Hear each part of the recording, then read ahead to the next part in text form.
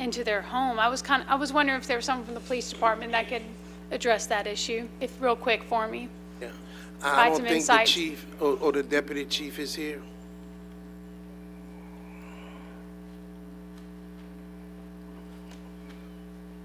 You know, I didn't know if it was something. I know you guys are doing a million things during a flood when high rains, trying to move people out of ditches. We do have control of barricades, but that's put out mostly by Public Works.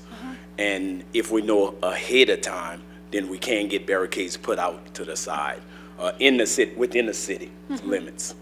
Okay. But that would be, and those barricades are by Public Works. So Public Works we would have to contact Public Works, and that's about the only way. Could they, because I've also received video from some of my constituents saying, this person, look what this person did, and it's showing the car going in front of them and water going into the house. Could they send the video to us and it has a license plate? Yeah, to where they could receive a ticket? If we have a license plate, yes, we will. Get the license plate. We definitely will if we have a license plate. But there are people that put, you know, we don't tell people to park a vehicle there, but we do understand. And we have to use common sense. So it's an emergency at that particular time. We do understand why they do that. Sure. Okay, great. That's all I had. Thank you. Thank you, Chairman. Just a note, if street closures would be the Traffic Department of Public Works. So when those roads get to that condition, of course, like most of the speakers, they're concerned about their homes. But if streets are being traveled inappropriately, a street closure can be considered as well. So, okay. Next, oh, wait a minute. Mr. Terrio? Yeah, I just want to follow up, Ms. Aber. I think New Iberia just passed a ordinance that was forbidding a wake in flooded situations where any individual in a vehicle that was going down and pushing a wake, that there was an ordinance that was passed at I think it was Iberia Parish. Maybe the council clerk can look into that, but that is something I would support also. I've had a number of people mentioning that. If it's an ordinance or resolution that needs to be brought before this council, I'm okay with it. That's all I have. Next speaker now. Next speaker, William John.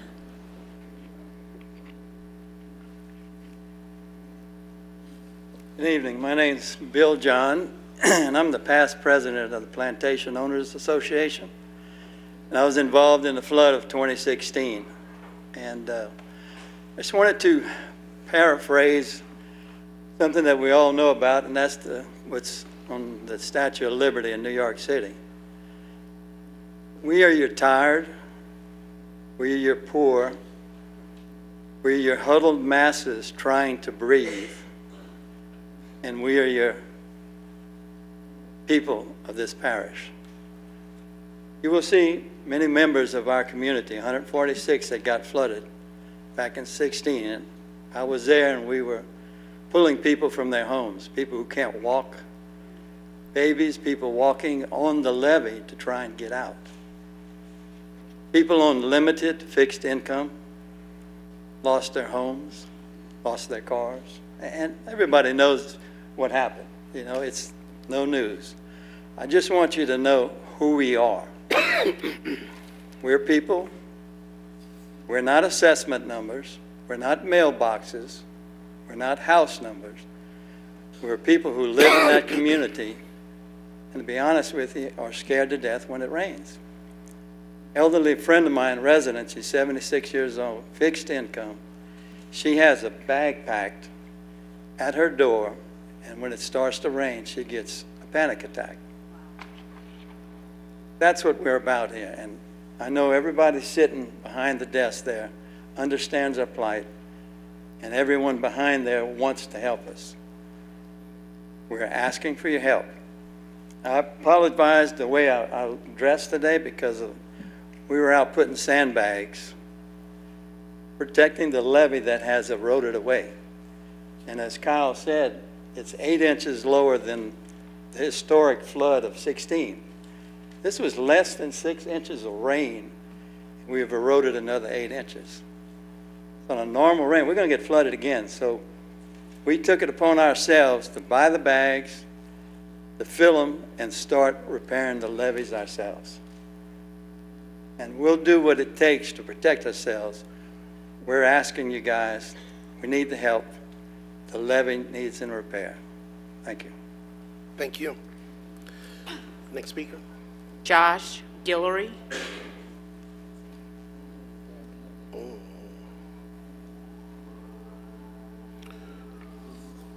Josh Guillory might be out, so we yeah.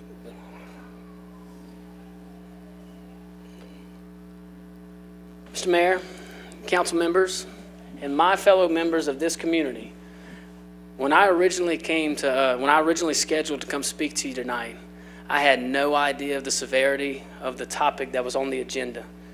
So I originally planned to talk to you about my campaign for Congress, but it would be inexcusably selfish of me to do that. So I will sit here and say, as a fellow member of this community, continue to voice your concerns. To these ladies and gentlemen, continue to listen to their concerns. And when we win, I will help to empower you and not step on your authority. So thank you, and I will reschedule to come visit with you at another time. God bless you.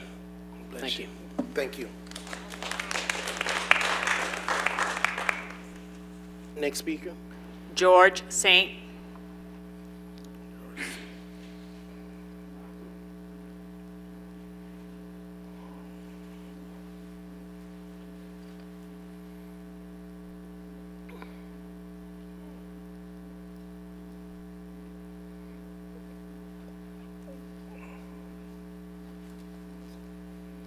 Good afternoon. Afternoon. Ms. Cook, thank you so much for all your help that you've tried to give us. We appreciate it. My name is Jorge Sant. I live in Williamsburg Circle in the plantation townhouses. And they're passing out some pictures that I'm going to talk about a little bit. And what's really disappointing is since 2016, August 2016, more than these pictures have been sent to Ms. Cook, and Ms. Cook has passed them on to LCG. I've passed them on to our legislatures. I've sent some to Mayor President, Mr. Robertson, and Ms. Cook is the only person that has responded at any time to any of us about this, and I thank you for that, Ms. Cook. On page 1 shows our front door on August 13, 2016. That's the front door of our house. Page 2, there's a levee under that water. If you can see, well, you can't see the levee, but there's a sign there where the levee is. It was 1.5 feet deep on top of the levee at that point. And then May 5th, I took a picture of the levee on the west side of our house, and this levee was eroding away, and I sent this picture to Ms. Cook, and also sent a picture of the drainage pipe coming from under Plantation School that is causing the water to run into the side of the levee and erode it away.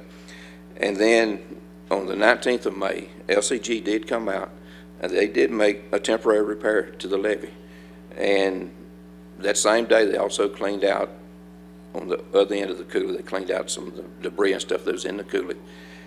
And that's it. That's all they've done to our levee and our coulee since then. There's several pictures of the levee repair. They did a great job on it. It survived several rains. But on June 30th, I took some more pictures of the levee on the north and east side of our house where the levee has eroded away. The water almost came over the levee that day, and it was a 3-inch rain. It was not a 5-inch rain. It was not a 16-inch rain. It was a 3-inch rain, and it came within 5 inches of overtopping the levee on that day. And then there's more levee damage that I took pictures of, and this has been sent. In August, we had a pretty good rain and had a lot of water standing in the street. And then at that point, there was damage to Williamsburg Circle, to the actual road, where the asphalt is sunk down at least 1 inch in places for like a 30 or 40 foot stretch where it faces our levee. And you know, that's not going to heal itself. It has to be addressed. That road is not going to repair itself. It has to be repaired by LCG. There's damage now to the levee in front of our house where the picture showed the water going across the levee. It just, every time it rains, it erodes more. The dirt is filling up the drains of the road. And like the surveyor said, you know, it's living proof that the levee has gone down 8 inches since it was last surveyed last year. And then there on 813 also took a picture of where the levee repair was made by LCG, and you can see how the water has eroded the dirt away from the concrete blocks that was placed against the levee at that time. And then November 1st, I'm working in Birmingham, and I look on the radar and I see red, and I'm thinking, oh God. So I called my son-in-law. I said, how bad is it raining? He said, it's raining pretty good. I said, would you go check my house? And so he goes and he said, it's deep. Water's coming in, you know, it's getting bad. And so my wife went and she took this picture of water coming over the levee in front of our house about 4:30 that afternoon. And the last picture is a picture of where we park our vehicles. I lost a motorcycle last year in the rain. I thought I was going to lose another motorcycle this year because of the water, but thankfully it didn't get deep enough on it. So, you know, I know y'all hear all of us talking about what we would like to have done. I love to build stuff because that's what I do for a living. I'm a construction manager. I build stuff. I understand we got to have new stuff to survive. But to Mr. Terrio's point about moratorium on residential construction, I think it needs to be across the board moratorium on all new construction until we get to what is the bottom root cause of this problem. I work in Houston, I work in Shreveport, I work all over, and many of these towns are using underground drainage systems to contain the water instead of just letting it run into the storm drain system. It holds it, it does a much better job than retention ponds, it does not cause an eyesore, it's under concrete, and it works. Thank y'all for your time. Thank you, Ms. Cook. Thank you. Next speaker. Linda Hillier Dupre.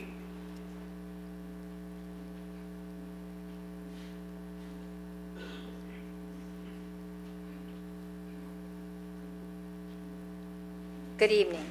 Thank you for this opportunity to speak to you tonight. My name is Linda Hillier Dupre, and I serve as the Intragovernmental Committee Chair of Kingshaven Homeowners Association.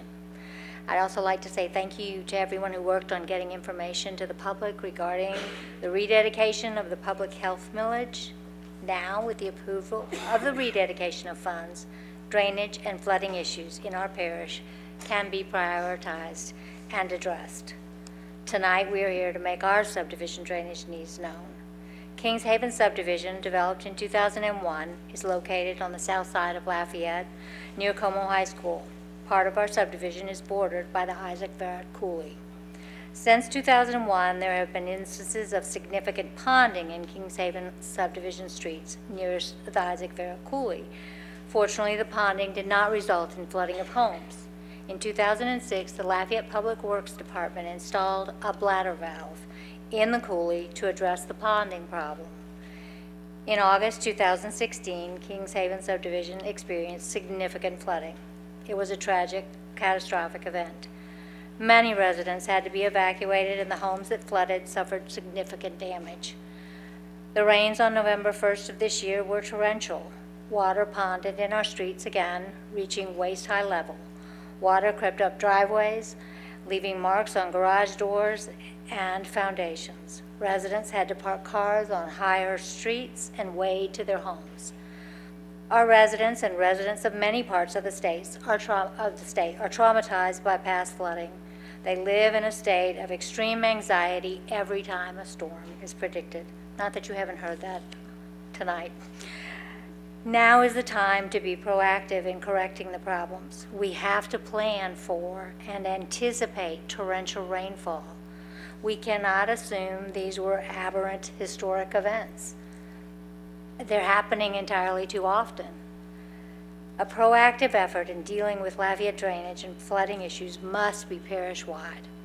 Beyond that, the multi-parish effort led by the Acadiana Planning Commission must move forward in addressing flooding from a regional perspective to include work on the Vermilion River. Kingshaven and Ashland Park residents have met with our City Councilwoman Nanette Cook, Public Works Director Mark Dubrock, Public Works Engineer Larry Broussard. We have learned that the Isaac Verrick Coulee is considered a major coulee in Lafayette Parish and is at the top of the top drainage project priority list. We also learned Public Works contacted Tideflex Technologies, the company that made the 2006 bladder valve. Public Works learned the bladder valve has passed its life expectancy. We were advised that it was the intent of Public Works to replace the existing valve within the next 6 months. And by that, we say the latest by March 2018. I conclude my comments on behalf of Kingshaven Subdivision by saying we request the replacement of the bladder valve located in the Isaac Verrick Coulee near the end of Durham Drive by the end of March 2018, if not before. We also request the Isaac Verrick Coulee remain at the top of the top priority drainage project list. We ask that all measures be taken to improve the drainage flow of water in the Isaac Verrick Coulee to the Vermilion River as soon as possible. Obviously, we're all concerned about our homes flooding again. And thank you for your time and attention. Thank you. Next speaker, please. Robert Montgomery. Robert Montgomery.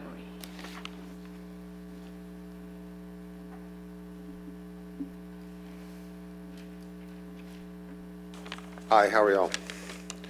Joe, first I want to thank you for being so public in the social forums when it came to answering questions and things like that. I appreciated that a lot, and so did a lot of other people. That isn't normal, and so thank you very much.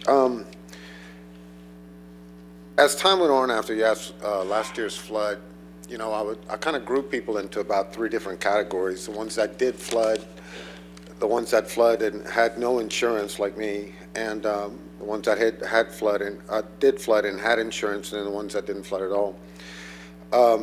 You know, in trying to explain what it was like to be flooded and how hard it was kind of difficult explaining why, you know, it took me 8 months to get carpet, you know, and so people who didn't flood didn't understand why would it take so long to do that, you know.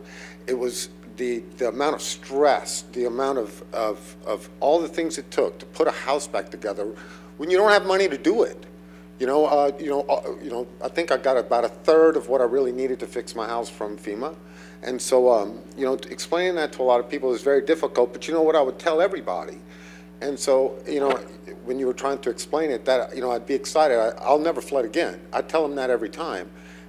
I said, I fixed it all on my own. I got flood insurance now. And then, they kind of laugh, and and I would think about it in the back of my mind.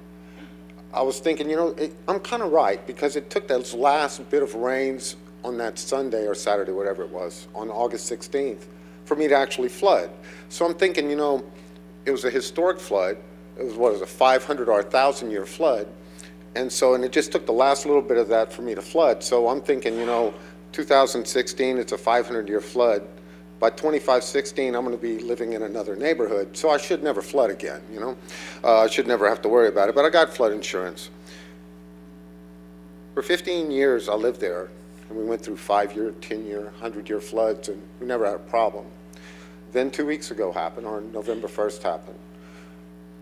To see East Marshall, a parking lot, to see people staging area in at the pumpkin patch in the church, you know, having to try and get to their house in their work clothes and everything, and seeing this, and it was a 5 to 7 inch rain over a 5 to 7 hour period, you know, and to see a massive lake where your house is supposed to be. I see my neighbors' cars flooded.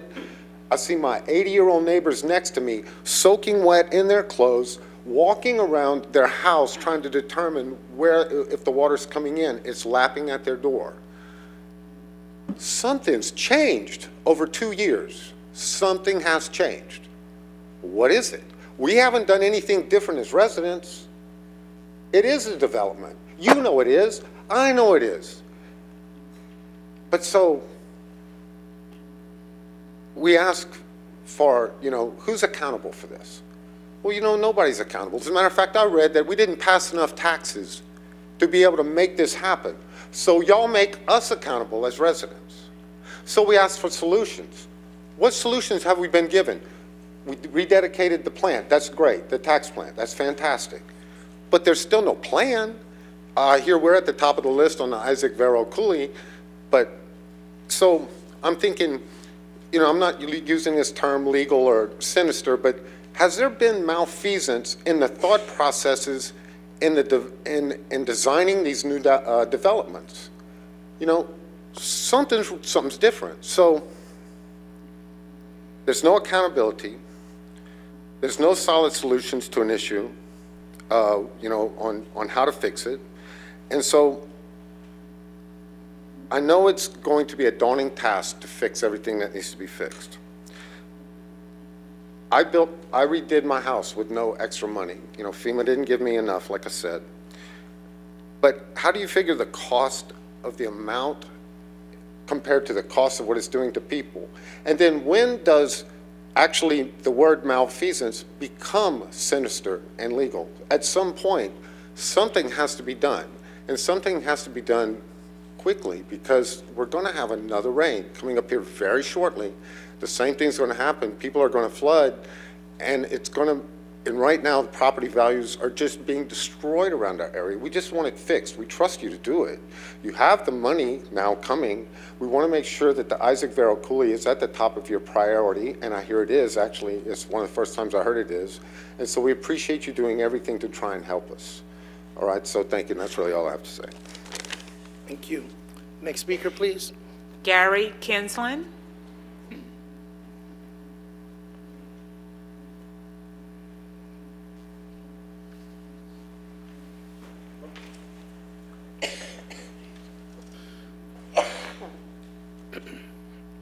Well, I'm Gary Kingsland, and I'm a little bit different. I didn't get flooded.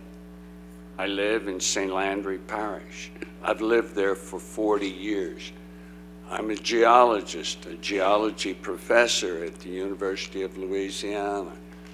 When I moved there, I actually noted that I was picking high ground because I was a geologist. I recognize high ground and low ground.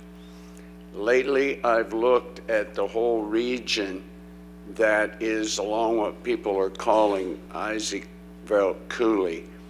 To me, Isaac Vero Cooley is a real natural coulee that's to the south. I call that between Plantation and Quail Hollow the ditch. It's not a coulee, it's a ditch. It's been dug, it's got straight banks. As a geologist, I can look at that ditch and tell you it's what we call an underfit ditch. It cannot handle, is not handling the water it's expected to handle. You can see the erosion. I can see that ditch is even trying to meander, which is what happens with the stream naturally with a lot of water in it. I think the very first thing that should be done is everything that can be done expeditiously on that ditch. But I don't think that's going to solve the problem. I think that somewhere near Plantation, and I have looked at LIDAR data, which is a way of imaging topography in detail. I have looked at that, and I think somewhere in the area of Plantation, there needs to be a way of getting water out of that ditch directly to the Vermilion. My suggestion, my thought, is a subterranean pipe that could be put down along the edge in an undeveloped area. It's not going to be easy. You got to go under roads and things, but a good sized pipe could pull water out of there so it doesn't have to go all the way down to Isaac Vero Cooley along that ditch through Quail Hollow. And that would remove water right there. But until that kind of solution to the problem is in place, we can't have any more impermeable surface put in there. It's just killing the people.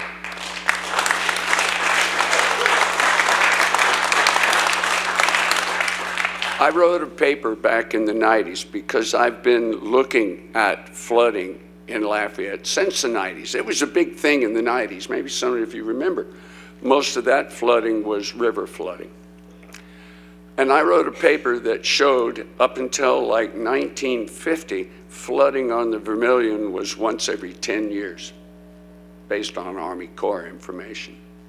But starting about the 50s, it became once every 2.5 years. Why was that? Because we started building our houses on slabs and draining our yards and draining our roads and concreting our parking lots. I heard somebody make a comment in here a minute ago, the man that spoke over here that said he builds things. Subterranean detention is one of the best ideas I know of.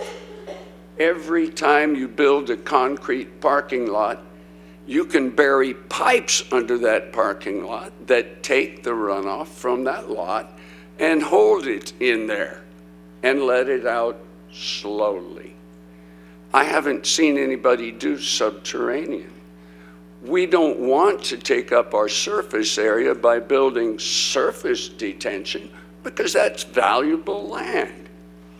But underneath every parking lot could hold 10 inches of rain from that parking lot in subterranean pipes. Yeah, it costs money.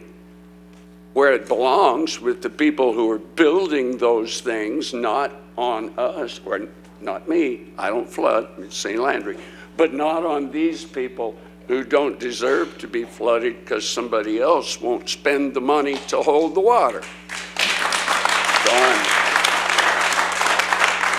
I'm also volunteering to continue to work on this. Okay.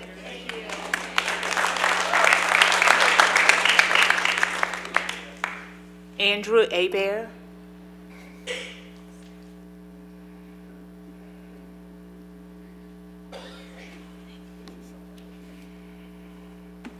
Didn't expect this to be so soon. Call Parish 1, folks.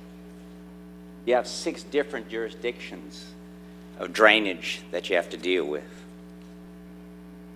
That's one of the problems we have.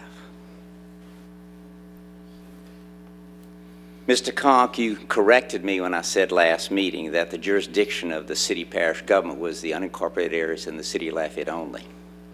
I quote, I said, and what is your jurisdiction?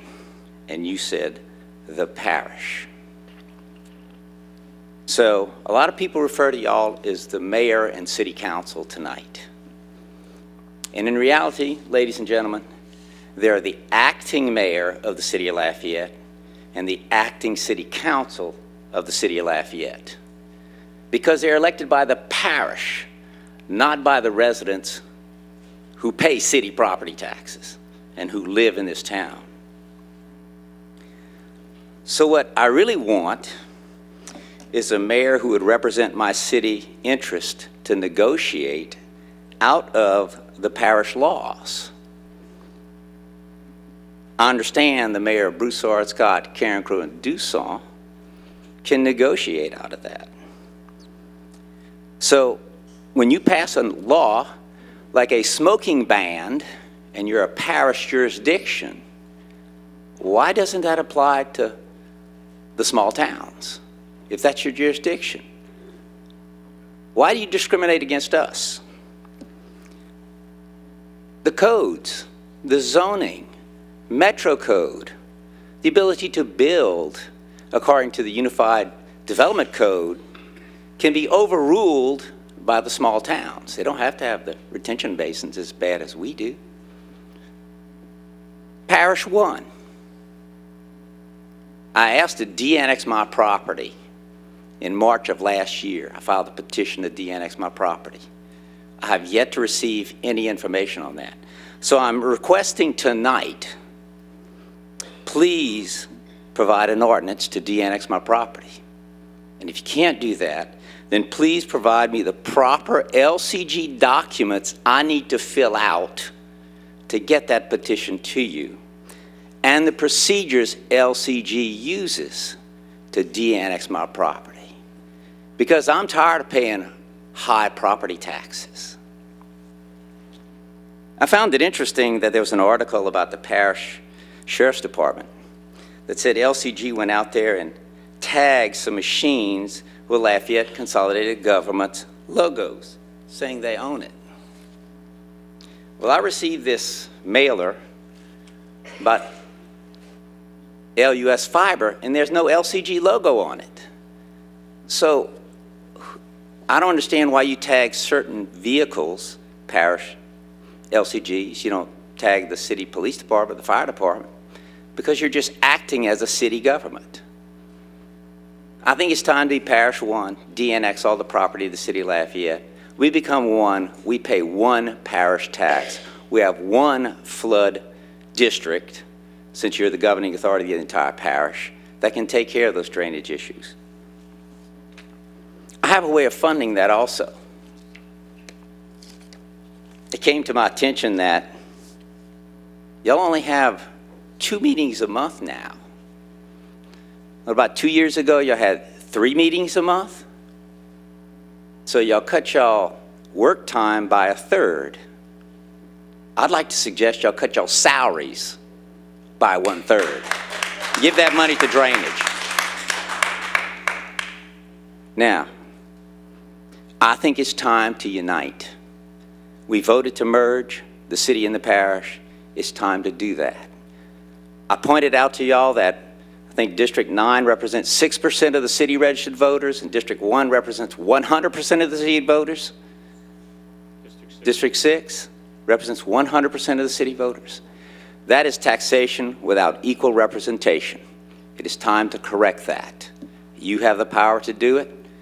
I suggest y'all call the Federal Voting Rights Division and ask them to investigate that and get an opinion whether or not is that a right of us Americans in Lafayette, Louisiana, to have taxation with equal representation.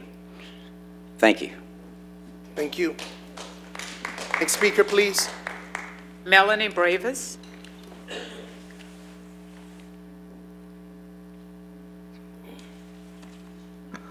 Good evening.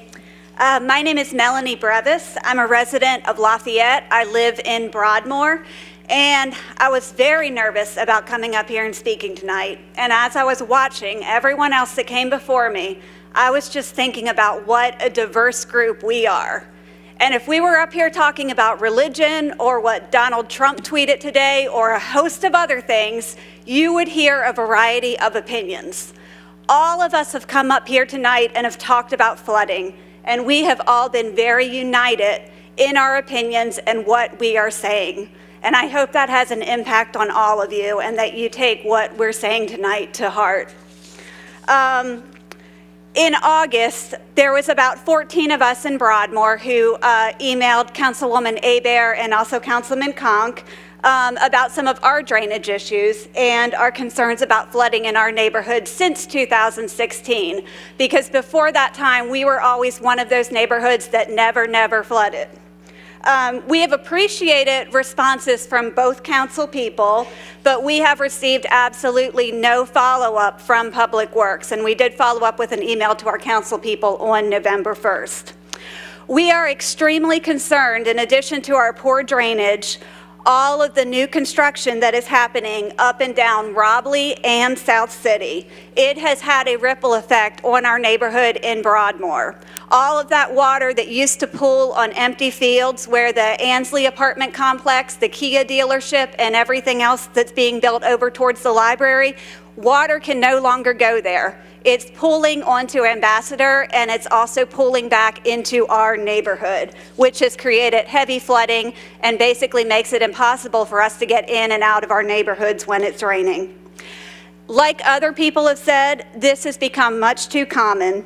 The constant refrain that I hear from long-term residents, I've only lived here for 3 years myself, but it's been worse the past few years, and it's never been like this before.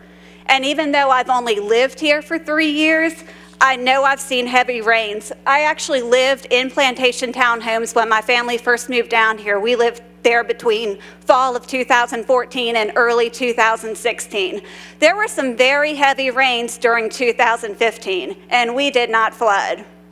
So I fully agree with everybody that's come up and spoke about Plantation and Quail Hollow and all those other developments, that the deforestation and the heavy development that's taken place around them has severely impacted the water that they receive. I'm here tonight, like many others, to request a moratorium on new development where it creates more impermeable surface areas. This does not mean that developers cannot work at all. It just means that we do not want to see more concrete being poured. We do not want to see more grass, fields, and forests being destroyed. There are plenty of empty houses, spaces, and concrete lots all over town which can be redeveloped. It makes absolutely no sense, and it is just a detriment to all citizens of Lafayette that existing free space continues to get concreted over. President Robideau, I did vote yes for the rededication, and I believe that we can fix drainage, but you cannot do it as long as developers are continuing to take over more land and render it majority impermeable. You will not fix anything. There are already stages of blight setting in, and I think the people of Plantation Townhomes gave a great example where homes are unoccupied, abandoned, and home values have dropped. We will not continue to be a community attractive to investors or families if they do not feel that their homes are safe. What we are asking for in terms of a moratorium is a compromise. It's not an all for nothing. We are simply asking that the council not grant developers carte blanche in terms of building wherever they want. All up and down Ambassador and all up and down Johnston, every single green space I see is for sale, and that is not right. If somebody buys that land across Johnston from Broadmoor where we live and concretes that over, that will be the tipping point for my neighborhood. That beginning part of Broadmoor at least will flood. LCG has also indicated that they want to study current drainage issues and diagnose solutions, and it's impossible to do that with any accuracy when the landscape is constantly changing due to new development. Thank you. Next speaker, please. Denise Reno.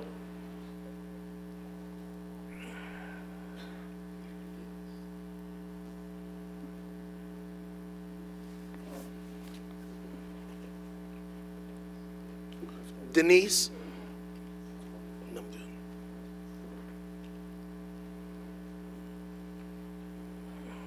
Evening. I actually wasn't planning on speaking, so can I call up a neighbor? If she doesn't want to come, then I can finish. Yeah, only those who submitted cards are allowed to speak. Well, then I'll go ahead and say. I actually was born and raised in Lafayette, Louisiana. I actually moved away to Los Angeles. So in LA, we wear the sign, I love LA, but when I'm in Los Angeles, the LA actually means Louisiana. So I don't claim LA as my home, I claim Louisiana as my home. My father passed away in 2015, in May of 2015, and that month it rained every single day. And for me, coming from LA, when you guys call a drizzle in LA is a storm. So it was just mind-boggling to me. But in May of 2015, it had been a while since I had seen so much rain continuously, because I was here for a month. Now that we're over in 2017, almost 2018, I'm seeing rain, I'm seeing congestion, I'm seeing building upon building upon building. I'm very disturbed by the development. And to give you an example, if anybody is a football fan, I live in the area of Los Angeles where the two NFL teams are building the multi-bazillion-dollar stadium. There's construction to the north, construction to the east, construction to the west, and construction where I am is south of where the construction is. Then I come to Lafayette and I see the same thing. What I don't understand is Lafayette is a little city. Lafayette is perceived to be a small city, but it's not. It's a big city. And I've heard everyone talk about drainage, construction, is all part of destruction. And I would like to see what everybody else is talking about. Take care of the drainage, because when you tear down or remove the greenery or you remove the forest, there's no place for the water to go. Now, in Los Angeles, if anybody has ever visited Los Angeles, I live where the airport is. It's actually Inglewood.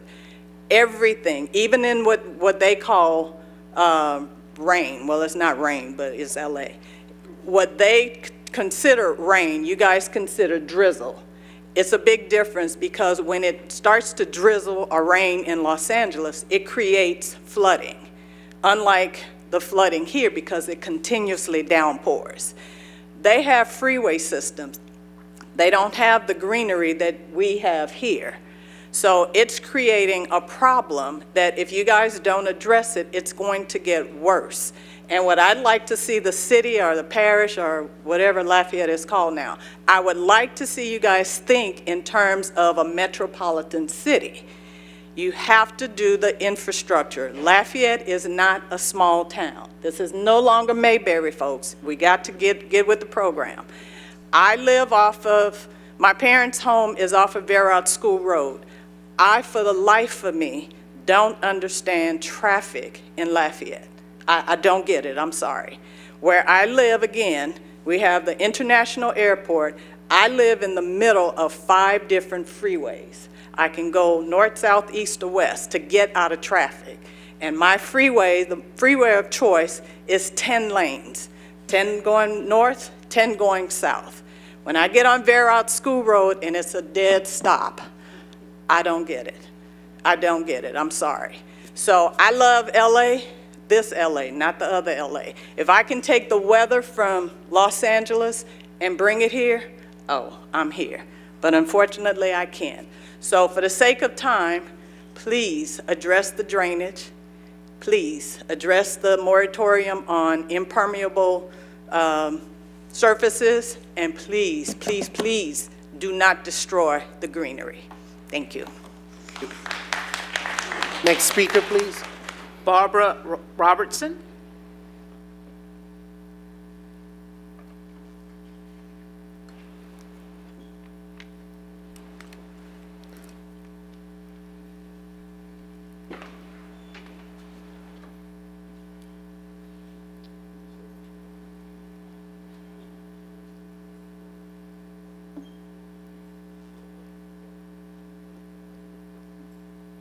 Good evening.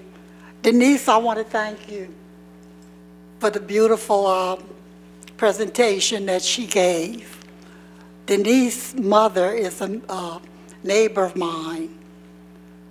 Mayor, President, council members, and audience, citizens of Lafayette, we do have a problem here. Lafayette is the love of our lives. But what's happening? What is happening to us? Devastation is the best word I can use. That day, I really thought that I was going to have a devastating experience when I drove in such deep waters. All I could do is wonder, what is happening? Why is this happening to us? I know we can do better than that. There's a subdivision that's being constructed in my backyard. Gerard Green Senior Estate. That subdivision is higher than our properties. That day when I traveled through the waters, I could see it all coming from that direction, onto our street, onto our property. 2 people in my neighborhood experienced water. That day, I started getting phone calls from my neighbors. Miss Barbara, what's happening? All I could do or say is, it's a strange, strange event. We now have a new subdivision behind us. Perhaps that's where it's coming from. It being higher than us, we wondered. I'm here this evening to ask you, please help us with this problem. I want to applaud Ms. Cook. Nanette has been at my home. We had a meeting the other night, and she's really encouraged us and told us that she would try with every effort that she can have to help us with this problem. I sit there and hear of all of these people, all of the heartaches because of this problem. I beg you this evening, help us. We cannot continue going on like that. It's causing a lot of stress. It's causing a lot of tears. The heartaches. Please, council members, Mayor President, please put forth all your effort to help us, because it's time, we need it. May God bless you all. Thank you. Thank you. Speaker. Raymond Noel, Jr.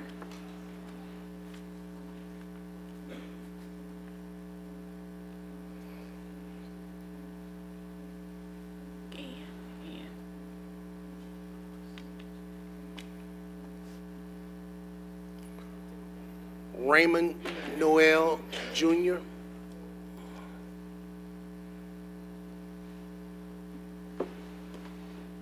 Hello, thank you for allowing us to speak tonight. I'm Raymond Noel. I live at Long Plantation in the Plantation Townhomes. And it sure is funny that all of these neighborhoods and all of these people show up here tonight. We had no clue they were coming. They had no clue we were coming, but we found out after.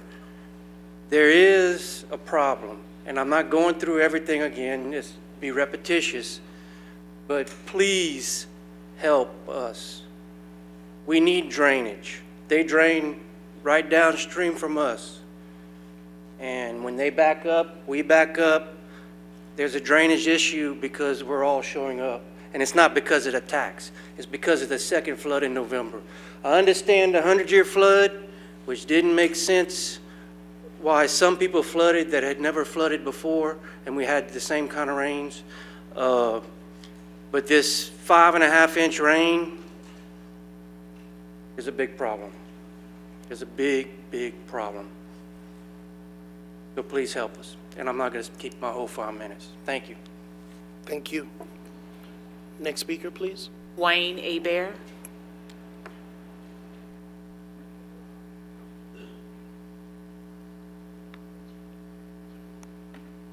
Good evening. My name is Wayne Hebert. I'm a resident of Ashland Park subdivision. First of all, I want to thank you, Liz, for taking my phone call, returning me back that night, but come to find out, Nanette, you're actually the person I should have spoke to. But anyway, I would like to address something that has come up. The flood in August, where we received the 20 inches of rain, intellectually, if you think about it, I don't care where you are in the United States, if you get that amount of rain, you're going to flood. My bigger issue, well, in that flood in August, I had 2 feet of water in my house. I lost 2 vehicles in that flood. In the November flood, on November 1st, I left for work at 9 a.m. in the morning. I parked my brand new car. I made 4 payments on the car that I just replaced from the flood. I had co-workers park their cars in my driveway, so I just said, oh, it's only 60% chance of rain, nothing's gonna happen. I left my house at 9:30. At 2:15, my neighbor called me and told me my brand new car was underwater. okay? Now, this is the issue that nobody has talked about tonight. When I contacted my insurance company, this is going to be my 4th vehicle I replace in 16 months. Okay, now I'm at a disadvantage because of the drainage issue, and my insurance company says, well, now I'm going to raise your rates. Now I might drop you. I said, well, wait, I've been a customer with you since I've been 16 years old because I've paid my insurance by myself and worked. And now they're going to drop me over an issue that I have nothing to do, or I felt like I had no voice. So I said, well, what do I do? What do I do?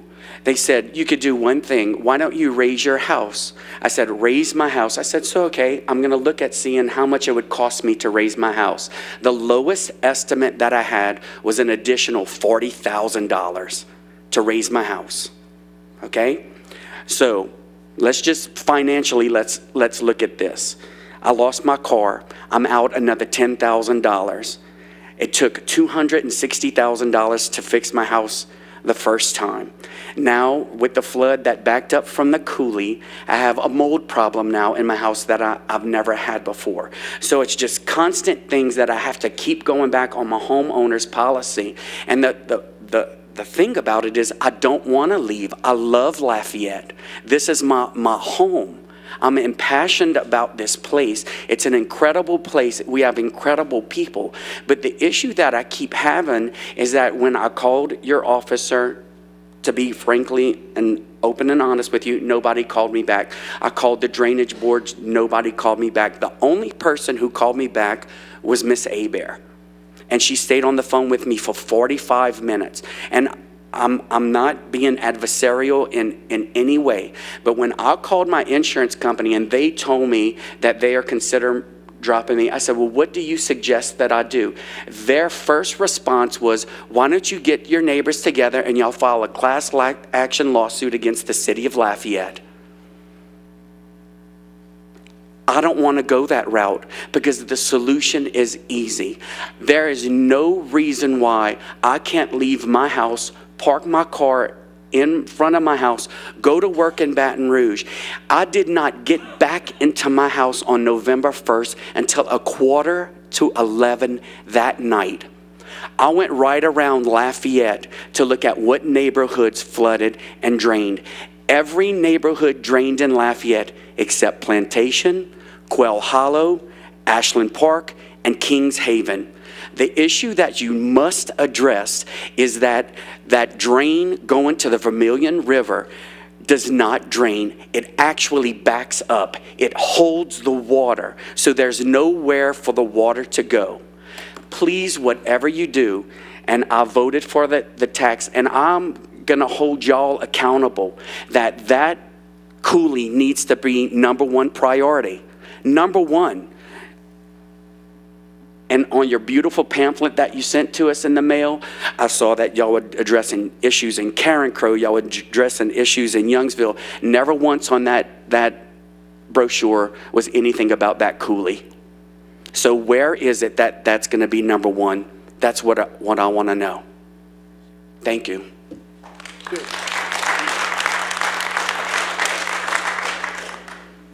Next speaker, please. Patricia Perkins.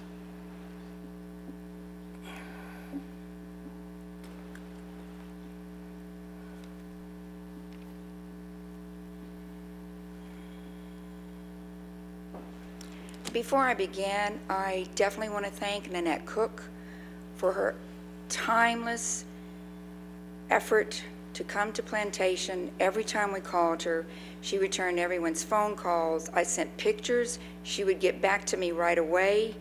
She came on her weekends. She toured everything we were talking about concerning the levee. And before I get on everybody else, I just wanted to make sure that she knew how very much we appreciate her. Maybe one day you'll be parish president, hopefully. Okay. My name is Patricia Perkins. I live at Plantation on Williamsburg Circle. I have lived there for approximately over 25 years. Never had it flooded in my home. Now, in less than a year and a half, our homes have been flooded twice and come close other times.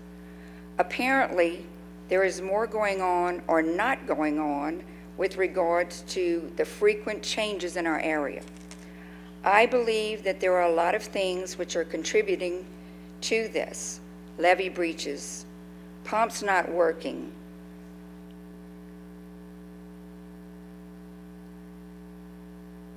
things not available to us, the drains aren't being cleaned when they should be. There's a severe lack of maintenance by the city, and I feel the biggest obstacle is the continuing construction all around us, leaving us trapped. We cannot get into our place when it floods. We cannot get out. We can't move our vehicles anywhere. They get flooded, and so the cycle continues. Do you even consider the consequences to residents who have lived here for a long time and are stressed to the max? We are an investment for this city, just as well as businesses are. These businesses can come and go. They'll be here today and may be gone tomorrow. This is our homes, and a lot of us can't just pick up and leave. We live with stress constantly every time it rains. We move our vehicles. We put our furniture on blocks.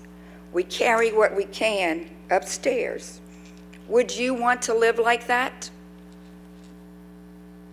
In a year, there has been no visual solution to this situation, not even on a temporary basis. Just a lot of surveys, a lot of soil samples, geologists coming, people from the city coming, checking out the drains, but doing nothing. For my last statement, I say, shame on you. Shame on all of you for letting us go a solid year without any help at all. Thank you.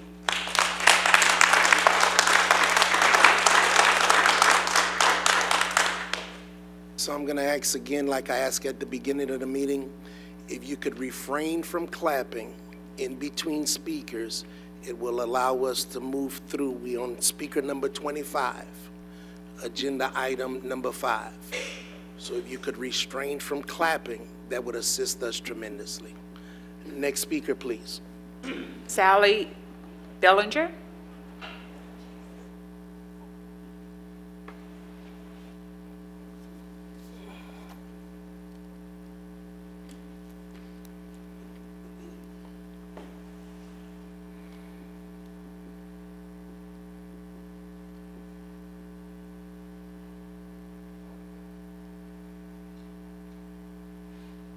Evening, and thank you for letting us come and speak. All of us gripe, and I'm not going to say anything. Everybody has said all the pertinent things that need to be said. I'm going to tell a couple of personal items. I was flooded for both of them, not very much this last one, but the first one, I was in the hospital. I was in rehab, and I was watching TV, and I said, that looks like my house. And that's the first I knew of it, and that was that Saturday morning. And my son had been by the day before when it wasn't too bad, and he came that morning, and he said the street was almost dry, so he went to run an errand, and he came back, and there was like from 18 to 24 inches of water in my house. So that wasn't good. And then on the 1st, I had an appointment with an eye doctor. I did that, and I went by to visit my daughter-in-law. Her mother was visiting. I went to visit her. So I said, well, I guess I better go home. Well, I couldn't get home. Actually, I was in Lafayette itself, and I couldn't even get out of where I was and to come on back home. And later that day, my son went and got me some necessities to spend the night, and he told me that I had water again. It wasn't this bad this time, but it was bad enough. A little bit of water is as bad as several feet. It really is. It messes everything up. So anyway, those things are just little personal things, but also I moved there in January of '96. When I moved there were cows in the pasture next door. And there was woods and stuff. Well, all of that, of course, was gone. It was in fact, there was just a solid field. Starling wasn't there at that time either. And, you know, there was the cows and the trees and the grass and all that. That absorbed that water. If we'd have had any, I don't know whether it would have been that bad, but if we'd have had any, it would have had some place to go. So just those little things I wanted to point out, because I think everybody else has told you all the things about the drainage and what have you. I've watched them pour the concrete there, and that levee, that field next door, because I'm right on the edge, and that field is several feet higher than the levee, or they're trying to make it level with the levee, because somebody that's working over there told me that. So it's not good, and I'd like to see something done. I think it's not going to be easy, and it's going to be probably time-consuming, and money-wise it's going to be bad, but I would appreciate whatever you can do. Like I said, I've been there since almost 22 years in January, so I love my home, and I want to stay there. So thank you all. Thank you. Next speaker, please. Monica Montero. Monica.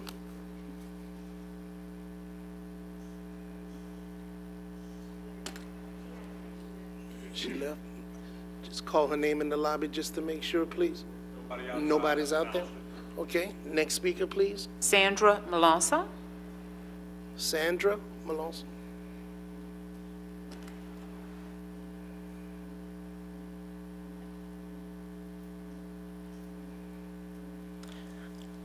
Good evening.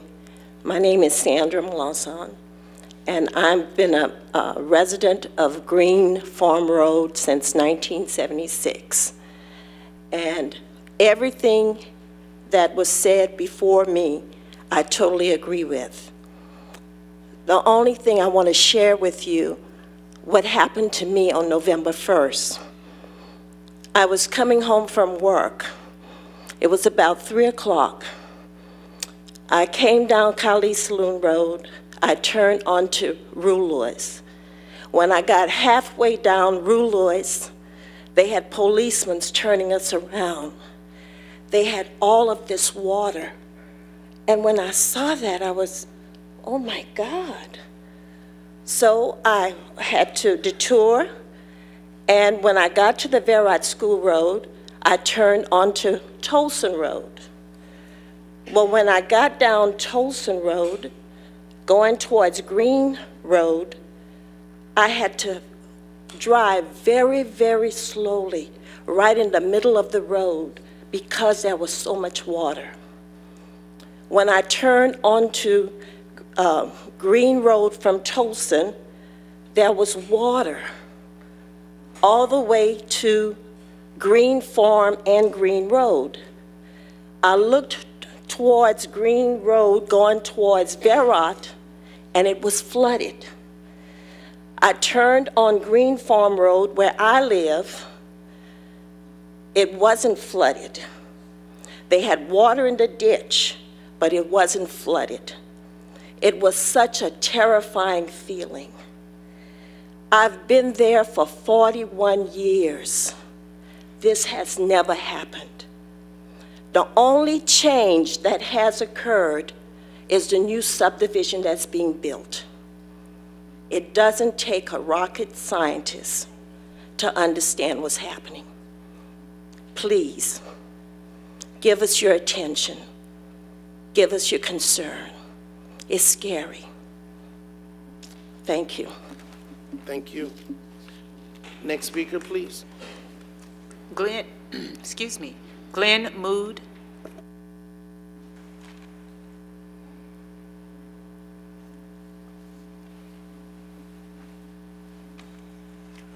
Hello, everybody. I'm Glenn Moody. I live in Plantation. I came here today to give my side of it, but everybody else has.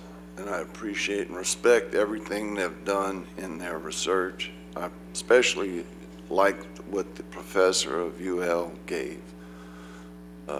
His opinion is right on. I was raised on a farm, rice farm. Started working at 10, learned how to drain water and flow water. I moved, got out of the farming business for more money and a better profession. What I'm trying to say is I've looked at the ditches that are going around town, and they're barely ditches. I agree. I watched them build the concrete facilities in the 80s that drained and seemed to work extremely well. I know that they're very expensive to do, but I also am in agreement with the underground piping. I don't know quite how to do it. That's out of my expertise, but I respect that. Everybody's gone over what happened, and in my opinion, everybody is going through what we used to call, when we were taking care of the country, was post-traumatic stress disorder. I have it. I still have it. Every time it rains, I've seen more people have this debilitating problem. I don't know what to do with it. I do get help for it, but it's not. I'm disabled, pretty badly disabled. I live by myself in Plantation. I'm still able to walk and take care of myself, and for that, I am very grateful to my God. You guys have really got a problem on your hand. They're building, when they put River Ranch and started developing it, I said, uh-oh, these guys are building on a levee and it's coming our way. Now they built that baseball field on the north side of us. That water's coming towards us. Now we got that south project between us and Camellia, and these guys have hauled a lot of dirt, a lot. We got them to stop one of the projects, but these people, I called the police on them the other night because they were running machinery 20 feet from my back door. Not much, but they're working, trying to get this project done. That water's coming over that levee, all levees on all sides. In August of 16, the first flooding I got, unfortunately, I picked up some kind of parasite from that water. I'm not going to say what I call that water, but it's not pleasant. It cost me a month in the hospital and part of my anatomy. That is my problem, but it is a flooding problem. There's all kinds of things that come up from the sewers, dumping water and all that. You guys got a problem. I do agree that hiring, maybe this professor would help, but the draining is really, really bad, and it's not going to get worse. When these people are building 3 to 5 feet above my property, nothing's going to help but better drainage and to repair this levee. I would appreciate anything y'all can do. I'm upset, but I don't want to vent now. Thank y'all for your time and your patience. Thank you. Next speaker, please. Bonnie Derwin.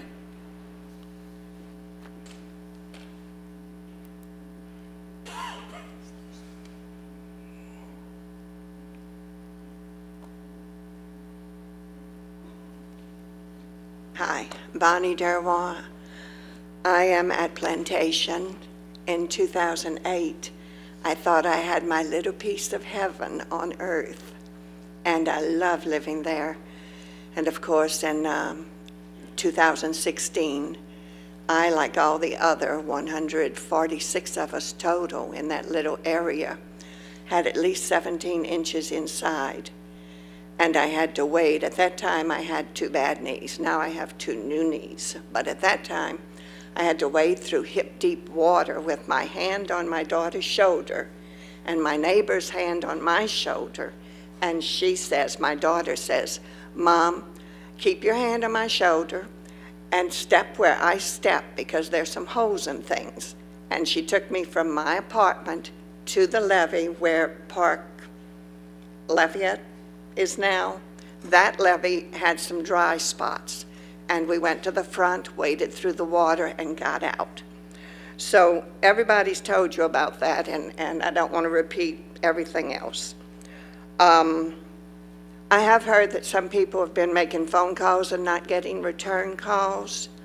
I use emails, and I always got returns, even from the president. Nanette Cook has worked like a dog for us and all of her constituents.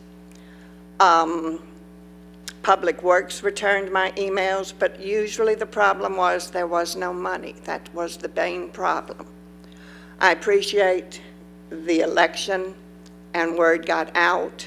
I watched you two on Facebook because I follow both of you. Maybe the rest of you weren't too, but you did a great job explaining everything. And I think that was important. What I would like to ask you is about the green space that's all along Camellia from Kali Saloom to Verrat. I know some of it is being developed, and I'm just asking you to please, please keep a handle on what goes on in that green space and watch the standards or whatever you have to do. In parting, I heard the man say traumatic stress syndrome, post-traumatic stress. My neighbor's daughter coined this term, post-traumatic flood syndrome, and that is severe anxiety associated with this prospect of heavy rain. And I think everybody here who went through a flood suffers with that. So thank you for what you've done, and please continue to help us and try to get this solved. Appreciate it. Thank you. Next speaker. Evelyn Tracken.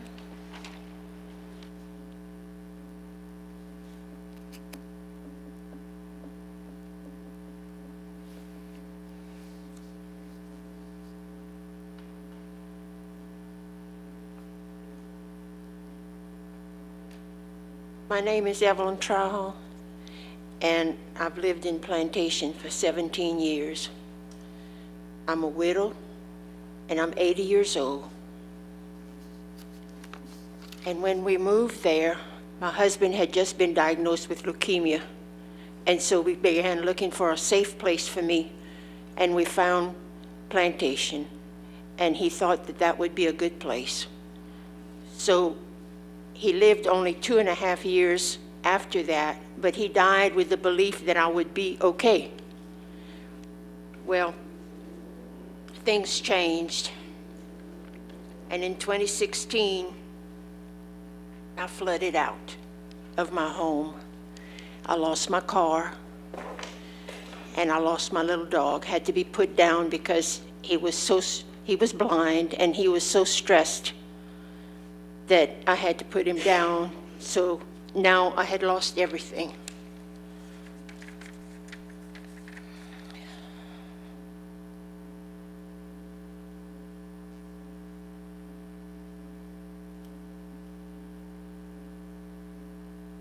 My daughter Mandy took over the project of rebuilding my house, and it was very stressful for her because she works full-time, and I wasn't able to do it.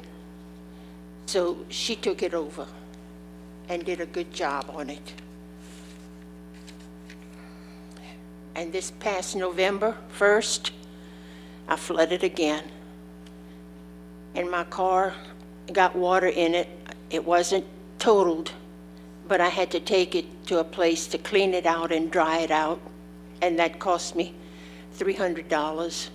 And on a fixed income, it's very stressful when you have something like that come up. So I feel like if y'all could give us some help, I don't know what else to do, because every time it rains, I dread another flood. Thank you. Thank you. Next speaker. Kim Goodell.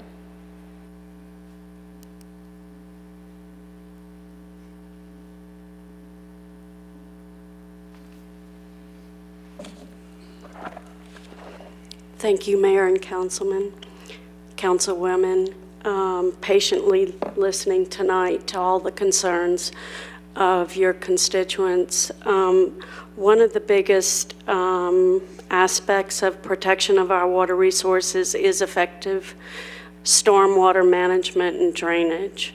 And I want to personally thank Pat Lewis and Mayor Robideau for organizing the town hall that they did in advance of the vote. I think it really helped to open up the dialogue and the conversation. In December of 2015, our Unified Development Code was made effective. After reading same, again with a focus on water resources and public trust issues, I noted that the UDC was lacking in stormwater ordinances and land use ordinances relative to hazardous contaminated properties. Since then, I believe you all have added extensive stormwater management provisions to the UDC. 6 months after the effective date of the UDC, in the summer of 2016, LCG, through the Director of Planning and Zoning, announced that it was time to embark on an effort to modernize our UDC. And as such, a number of meetings were scheduled for the public input for various neighborhoods and districts immediately adjacent to the Evangelist